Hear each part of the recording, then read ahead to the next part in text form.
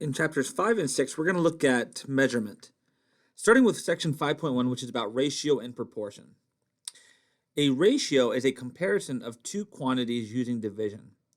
For two non-zero numbers, let's call them a and b, the ratio of a to b, which is sometimes written as a colon b, is the fraction a over b. So the first number goes on top, the second number goes on the bottom, or sometimes we'll even write it in words, the ratio just a to b. One of the important things as it pertains to ratios is that these are going to be dimensionless quantities, meaning that they should have no units. One of the important implications that this is going to have for us in a little while is that if we try to form this fraction, it's more than likely that each value, a and b, will have units associated to them in the beginning. We need for those units to both be measured in terms of the same quantities to end up with something that's dimensionless. So for example, if a is, let's say, 6 feet and b is 3 feet, then the feet units will cancel and we get a simplified ratio of 2 to 1 or 2 colon 1, or you can just leave it as the fraction value 2. However, if we end up with something like this, 6 feet over 3 inches, then we can't simplify and cancel the units because they're not the same. So whenever we set up a ratio, in order to get a dimensionless quantity, it's important that both a and b are expressed in exactly the same units. Like in this one, where it would be feet over feet. Okay. In example 1, they say that a student took 45 minutes to finish their first exam and 60 minutes to finish their second exam. Find the ratio of the first to the second. So if we want the ratio of the first to the second, that means that the first test should go on top. That's 45 minutes. The second test is going to go on the bottom. That's 60 minutes. This provides our ratio, which we want to reduce. Notice that the minutes units cancel, so this will be dimensionless. And then to simplify this, notice that 15 can divide into both numbers. 15 goes into 45 3 times, and 15 goes into 60 4 times. So this would be our final answer. So the ratio we get is 3/4, which is how we can leave it. If you wanted to use an alternative notation, you could say 3 to 4 or 3 colon 4. Let's take a look at another one. In example 2, it says, suppose that we wanted to compare the lengths of a 2-foot board and one that is 18 inches long. Find the ratio of the first board to the second board. So we're going to want to go ahead here and form the ratio. First board should go on top, second board should go on the bottom, but notice that they don't necessarily have the exact same units right now. One is 2 feet, the other is 18 inches. So we have to make a choice. We can either convert everything into inches, or we can convert everything into feet. For this one, I'm going to convert everything into inches. So if I took that 2-foot board, I know that there are 12 inches in each foot, which means that 2 feet should be the same thing as 24 inches. So the ratio we want is going to be the ratio of 24 inches to 18 inches. Because they have the same units, those units cancel, so it will be a dimensionless quantity, and then just reduce your fraction.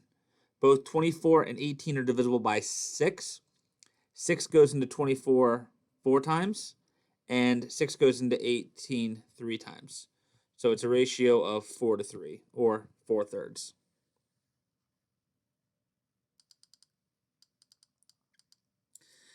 The next concept we're going to come to is that of a proportion. A proportion is an equation in which two ratios are stated to be equal.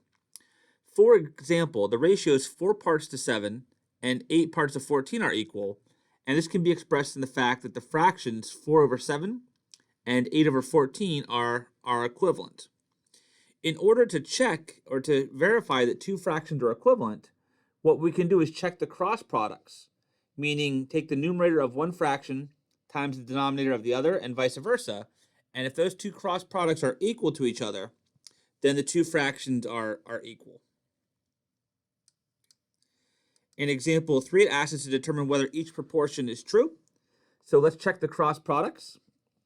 For the first one, we would do 3 times 15 Another cross product would be 5 times 9. And I'm going to write equal with a question mark. We want to check this. Well, 3 times 15 is 45. 5 times 9 is 45. And so that does check out. So this would be a true proportion. For part B, again, let's check the cross products. We would do 5 times 2. And we want to check to see, is that equal to 3 times 7?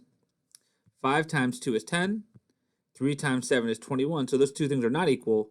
So that's false. That's not a true proportion. And then lastly, coming over here, let's check these cross products. We have 14 times 8. We want to see, is that equal to 16 times 7? 14 times 8 is going to be 112. And 16 times 7, that's also going to be equal to 112. So this one would also be a true proportion. This example will allow us to solve in the event that we have an unknown in our proportion statement. In example 4, we want to solve the proportion for x. So let's start with the cross multiples. So if these two fractions are going to be proportional, then the cross products have to be equal. That means that 12 times x has to be equal to 48 times 3. 48 times 3 we know is 144. So this would say that 12x equals 144. And then we just simply need to divide both sides by 12. And we find that x equals to 12. So the value that is needed to give us a true proportion for this problem would be 12. Here's another one. Suppose we want to solve this proportion. So for these two fractions to be proportional, the cross products have to be equal. That means that the product of the quantity x minus 5 and 20, which I'm going to write as 20 times x minus 5, has to be equal to this cross product here, which is the product of 10 with the quantity x plus 2. Now that we have this written, we can go ahead and solve for x. We want to simplify both sides by distributing. This would be 20x minus 100, because 20 times x is 20x. 20 times negative 5 is negative 100. We can distribute the 10 into this parenthesis. 10 times x is 10x. 10 times 2 is 20. The next step would be to bring all of our x's to one side. So I'm going to get rid of the smaller amount. I'm going to subtract x from both sides of the equation. This would say that 10x minus 100 equals 20.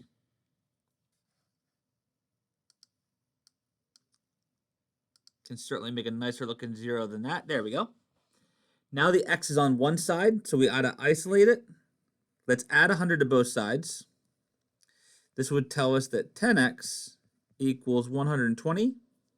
And now we're going to divide both sides by 10. Divide by 10. We should get x equals 12. So the value we would need to get a true proportion here would be 12. Proportions are very useful when we want to solve real-world problems where ratios of quantities need to be consistent. In example 6, it says, while on spring break trip, a group of 12 friends burns 12 gallons of gas in the first 228 miles. They then stop to refuel. If they have 380 miles yet to drive, and the SUV has a 21-gallon tank, can they make it again without refueling? So here's how we want to set this one up.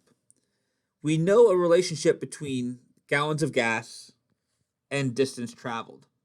So let me set up a relationship here where I know that 12 gallons would be equivalent to going 228 miles. And I'm going to set it up as a ratio here. We know that for a fact that we have 380 miles to drive. The question is, how many gallons of gas is it going to be required to go those 380 miles? Let's call that x. To solve this, we're going to cross multiply. 228 times x is 228x. It's going to be equal to 12 times 380. 12 times 380 is going to be 4,560. And then the very next step we want to do is divide by 228. And we would get x equals 20. So the amount of gas that would be required in order to go the 380 miles would be 20 gallons. If their SUV has a 21-gallon tank and they refueled it, then they will have enough gas in order to make the trip. So yes, they can make the trip.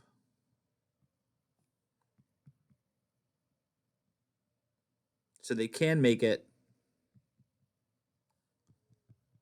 without refueling.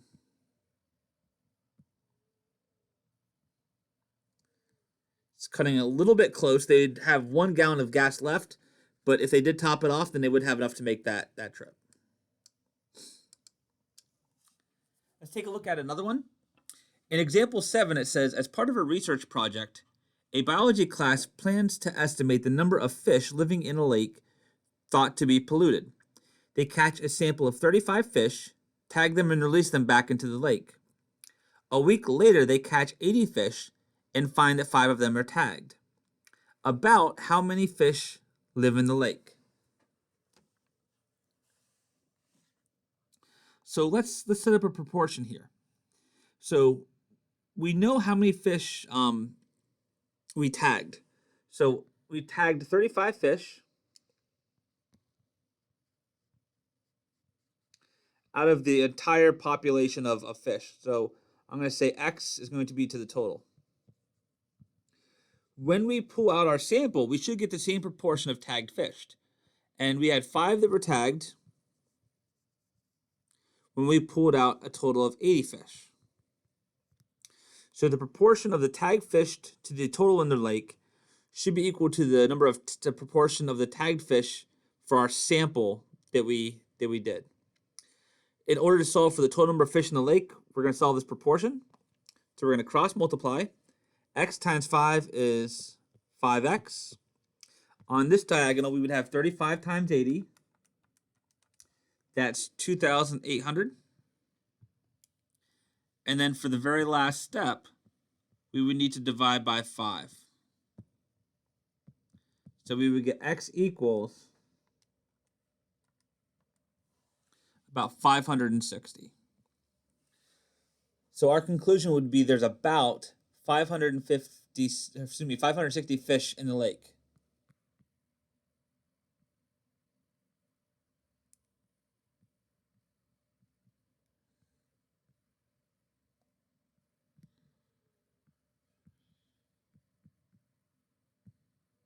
Again, it's a worded problem, so we should be providing a worded answer to the description.